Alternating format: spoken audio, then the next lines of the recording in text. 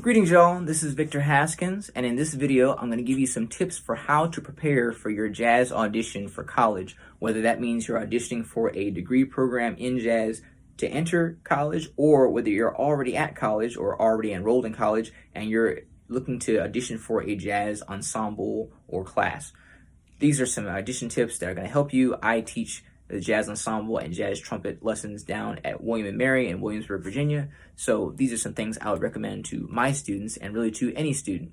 So the first thing is to look up the audition requirements. There is no blanket common thing that every audition is going to ask you to do. Every audition is going to have some similar elements, but they're all going to be different. And you should look at what the specific requirements for the program you're applying for are. So that means you go to the website and you look up either if there's a music school, you go to the jazz department and then you look up audition requirements by instrument, or you look up on the music department website, there might be an audition page and it tells you audition information. And if you don't find it, then you should email someone or call someone at the school and ask for, well, who is the jazz department head or who is the leader of this ensemble, and then ask them for the audition requirements, okay? Because there's no reason to not have the requirements. The requirements are out there. Whether you procure them and get them or not is up to you, and that's going to show how serious you are. So the requirements are on the website. Go look on the website, find it, know the requirements, and know what they are asking for.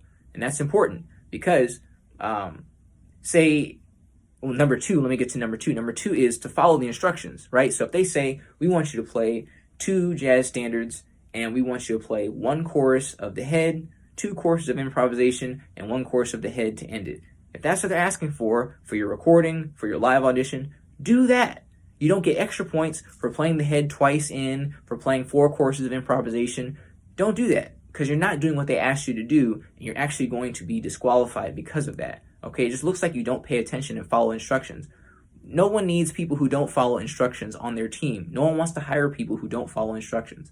Follow instructions. So look on the requirements on the website, number 1. Number 2, follow what they ask you to do. Okay, and number 3, practice sight reading. You should practice sight reading. The only way to get good at sight reading, reading music the first time that you're seeing it, is to practice sight reading. You have to work on it and just sight read things. Find different kinds of music, pull it up, and sight read. Look at what the key signature is. Look at what the style is. Look at what the tempo is. Look at what the dynamics are. Look at where the phrase markings are. The more you see music, the more you see it over and over, the better you're going to get at looking at it and going, oh, I know how this goes, without even having to practice it, okay? And that's important. Just like you wouldn't pick up a book and try to go, the cat, maybe if you started reading, that's what we do, but you can't do that when you're trying to sight read. You should be able to read a piece of music, looking at it and go, okay, I know what to do, and play it and execute it properly. The only way to do that is to practice sight reading by sight reading.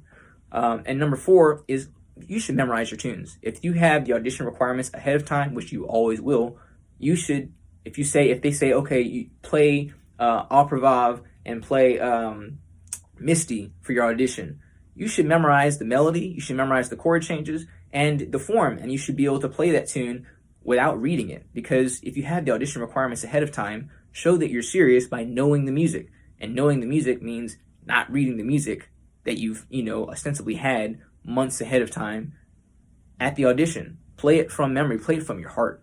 Because that's what they want to feel, that's what they want to hear. They want to know that you know the music, not that you're trying to read a chart, okay?